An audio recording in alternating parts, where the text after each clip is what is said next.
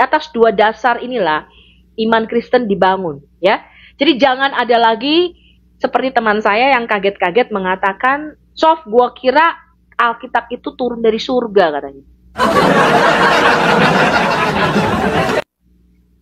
Jadi selama dia Kristen dari kecil, dia lahir dari keluarga Kristen sampai sekarang masih Kristen.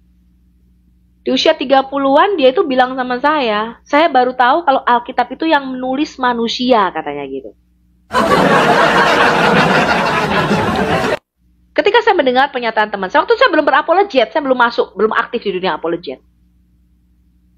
Saya itu bingung, kok bisa ada orang Kristen yang mengira kitab kita Alkitab ini, itu kitab gedebuk dari langit, itu saya bingung.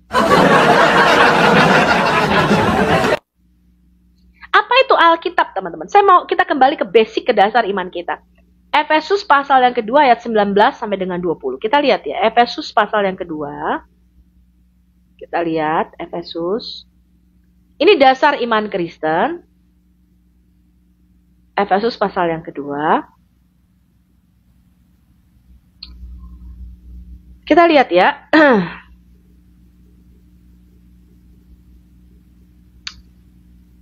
Dia datang, Yesus datang, dan memberitakan damai sejahtera kepada kamu yang jauh. Siapa yang jauh di sini yang dimaksud Rasul Paulus?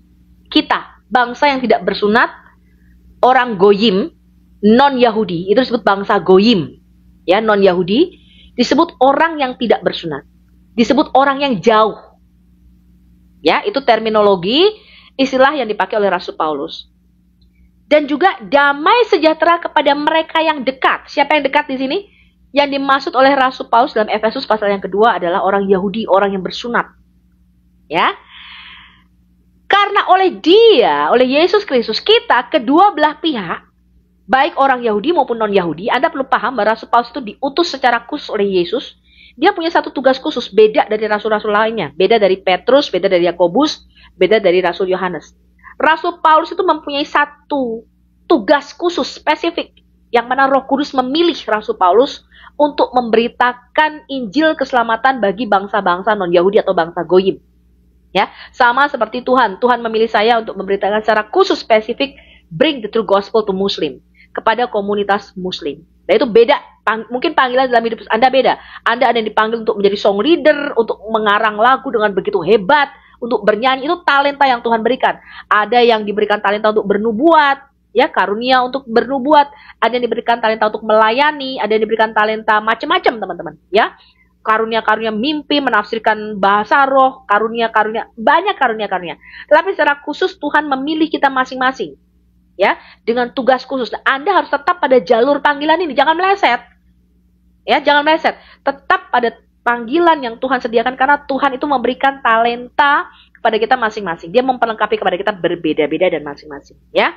Nah, lalu dikatakan begini, karena Yesus Kristus, kita kedua belah pihak, orang Yahudi dan non-Yahudi, ya, ini panggilan khusus Rasul Paulus, dalam satu roh beroleh jalan masuk kepada Bapa. Demikianlah kamu bukan lagi orang asing dan pendatang, melainkan kawan sewarga dari orang-orang kudus dan anggota-anggota keluarga Allah. Yang dibangun, ini dengar ini, dari mana iman Kristen itu dibangun? Yang dibangun di atas dasar para rasul dan para nabi dengan Kristus Yesus sebagai batu penjuru. Ini sangat penting, teman-teman. Jadi iman Kristen, sekali lagi saya katakan, dasar iman Kristen itu tidak boleh dibangun di atas pengajaran lainnya, tidak boleh. Hanya dibangun di atas dua dasar inilah iman Kristen itu dibangun. Menjadi satu bangunan, menjadi satu tubuh Kristus yang rapi tersusun. Menjadi dikatakan batu-batu hidup. Kamulah batu-batu hidup yang dibangun, ya, menjadi bait sucinya Allah, hanya di atas dua dasar ini. Dasar apa, teman-teman? Dasar yang diletakkan oleh para nabi dan dasar yang diletakkan oleh para rasul. Paham? Dengan Yesus Kristus sebagai senter, pusat pemberitaan daripada iman kita. Tidak boleh dibangun di atas dasar lain, dan senter atau pusatnya nggak boleh yang lain. Pusatnya bukan Sofiatul, pusatnya bukan Bang Edis, pusatnya bukan pastor-pastor dan pendeta, ya, tapi pusatnya yang kita beritakan Yesus Kristus itu batu penjurunya, bukan kita. Kita tidak membangun kerajaan kita sendiri, tapi kita membangun kerajaan anaknya, yaitu kerajaan terang, kerajaan Kristus Yesus. Pusat pemberitaan iman Kristen tidak boleh diri kita, tapi Yesus Kristus. Ya, kalau ada pengajaran, ya, yang mulai berkata, oh aku ini Mesias yang dijanjikan, ya, dan sebagainya, maka itu adalah satu penyimpangan di dalam pengajaran kekristenan. Kenapa? Karena batu penjurunya bukan lagi yang diberitakan Yesus, melainkan dia sendiri. Ya, dia sendiri. Akhirnya ada banyak orang terlalu mentuhankan pendetanya. Alkitab kita itu adalah suatu mini library. Ya, Alkitab kita ini adalah satu perpustakaan kecil, kumpulan buku-buku, bukan satu buku, banyak buku. Bukan satu buku. Ya. Buku-buku apa aja yang ada di dalam Alkitab kita ini, yang dikanon, distandarkan di dalam Alkitab kita ini. Alkitab kita ini merupakan kumpulan tulisan kesaksian para nabi. Di mana para nabi itu bernubuat tentang Yesus Kristus, karena dikatakan Yesus Kristus itu batu penjuru, center.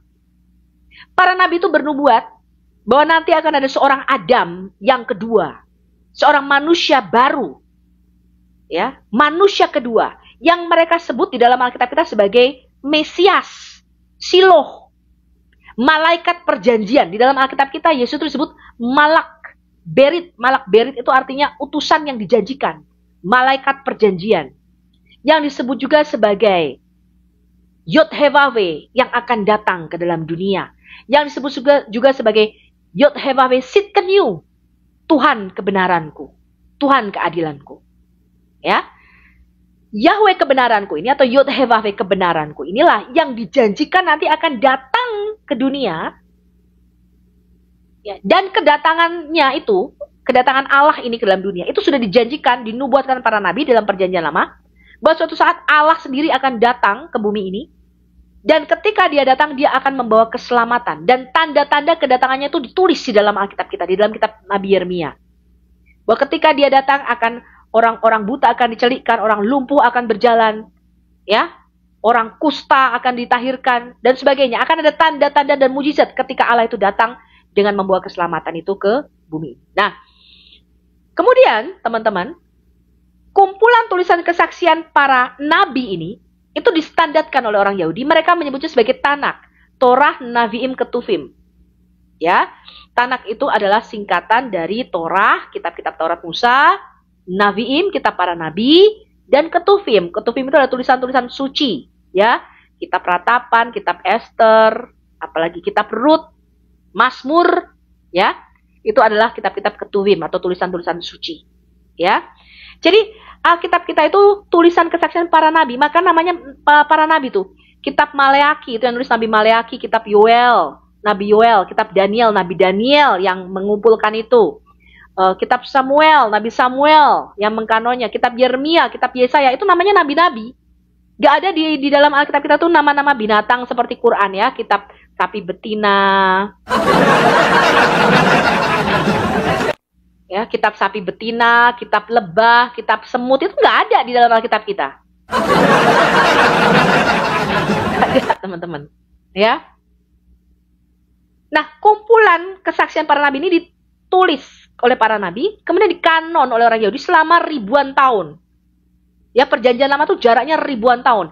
Dari kitab Kejadian, Taurat Musa, kitab Ayub, kemudian sampai Maleaki, kitab Maleaki kita ditutup terakhir. Itu ribuan tahun. Nah, susunannya ini memang sedikit berbeda dengan Tanak yang dipegang oleh orang Yahudi. Ya, susunannya sedikit berbeda, tetapi tidak merubah sama sekali. Jadi sama persis yang mereka pegang sekarang, dan LAI sekarang lebih banyak menggunakan Masoretic Text. Ya, walaupun saya percaya Septuaginta juga merupakan manuskrip yang bisa kita andalkan, harusnya bisa kita rekonstruksi dari dua besar ini, ya, baik The Dead Sea Scroll, kemudian Septuagint maupun Masoretic Text. Ini sebenarnya kita harmoniskan, ya. Tapi oke lah, kita pakai yang ada saja karena LAI menggunakan Masoretic Text sebagian, ya. Mereka menggunakan namanya Masoretic Text perjanjian lama kita, ya. Itu yang sekarang disimpan di Rusia, ya, kodeks yang disimpan di Rusia, ya, kodeks Perjanjian Lama, kodeks Masurah kita itu disimpan di Rusia. Nah, Perjanjian Baru menggunakan Textus Receptus, ya. Jadi majority text dari teks Yunani kita itu namanya Textus Receptus, ya. Nah, kemudian tulisan kesaksian para rasul yang bersaksi, ya, bahwa semua nubuatan para nabi dalam Perjanjian Lama itu sudah digenapi, bahwa Mesias itu sudah datang seperti yang dijanjikan para nabi. Kumpulan tulisan kesaksian para rasul inilah yang kemudian distandarkan oleh gereja mula-mula pada waktu itu sampai menjelang abad ketiga. Mereka kumpulkan, mereka kanon jadi satu, distandarkan yang kita sebut Perjanjian Baru. Di atas dua dasar inilah Perjanjian Lama, tulisan kesaksian para nabi, dan di Perjanjian Baru, tulisan kesaksian para rasul, dengan Yesus Kristus sebagai senter atau pusat pemberitaannya, iman Kristen itu dibangun. Jadi nggak boleh di atas dasar lain, hanya di atas kedua dasar inilah. Para nabi, para rasul, dengan Yesus Kristus sebagai senter pemberitaan, pusat penginjilan kita. Tidak ada dasar lain yang boleh diletakkan selain para nabi dan para rasul. Gak boleh bikin pengajaran sendiri, teman-teman. Ya, harus pengajaran para nabi dan para rasul. Ya, rasul-rasul yang sudah diberikan otoritas, yaitu saksi-saksi mata Tuhan Yesus Kristus. Gak boleh di atas dasar lain, di atas dua dasar inilah maka iman Kristen itu dibangun. Ya. Bagaimana tadi ada yang tanya, bagaimana dengan kitab Deuterokanonika? Deuterokanonika itu yang nulis bukan para nabi dan juga bukan para rasul. Karena itu tidak dimasukkan di dalam kanon Alkitab kita. Apakah boleh dibaca? Boleh, karena kitab Deuterokanonika bukan kanon kedua. Kata Deu itu artinya kedua, ya. Kalau tanah kita itu disebut protokanon atau kanon yang pertama. Maka Deuterokanonika adalah kanon yang kedua. Boleh dibaca nggak? Boleh, karena itu kitab sejarah. Ya, sejarah antara kekosongan dari Wahyu terakhir, Maleaki, sampai pada kelahiran Yesus, itu ada kekosongan selama hampir ratusan tahun. Ya, itu ada sejarah yang panjang, pemberontakan demi pemberontakan, bagaimana kerajaan Israel itu dikuasai, ya. Pemberontakan Yudas Makabe dan sebagainya, itu ada di dalam kitab Deuterokanonika. Jadi merupakan kitab sejarah yang boleh dibaca, boleh. Tapi bukan merupakan protokanon, bukan merupakan tulisan para nabi dan juga bukan merupakan tulisan para rasul. Di mana iman kita tidak dibangun di atasnya. Ya. Bahkan bukan hanya Deuterokanonika, teman-teman, mungkin bagi Anda yang awam ya, belum mempelajari secara dalam. Pada waktu itu di zaman Yesus ya, abad-abad pertama, bukan hanya kitab Deuterokanonika yang mereka pegang. Mereka itu pegang banyak kitab. Ya, mereka pegang banyak kitab. Ada yang memegang banyak buku, misalnya The Life of Adam and Eve. Ya, menceritakan bagaimana kehidupan Adam and Eve sekarang. Kitab Henok itu dipegang. Bahkan sampai sekarang gereja di Afrika memegang kitab Henok yang pertama ini terutama ya. Kitab Henok yang kedua, The Book of Giant, itu juga dipegang oleh kaum Yahudi Esenes. Jadi ada banyak kitab-kitab lainnya itu. Tapi itu bukan merupakan dasar iman kita. Boleh dibaca nggak? Boleh. Boleh. Karena para rasul pun membacanya. Ya, membacanya. Tetapi bukan merupakan dasar iman kita. Dasar iman kita tuh hanya diletakkan oleh para nabi dengan para rasul sebagai batu penjurunnya. Gitu ya. Paham teman-teman?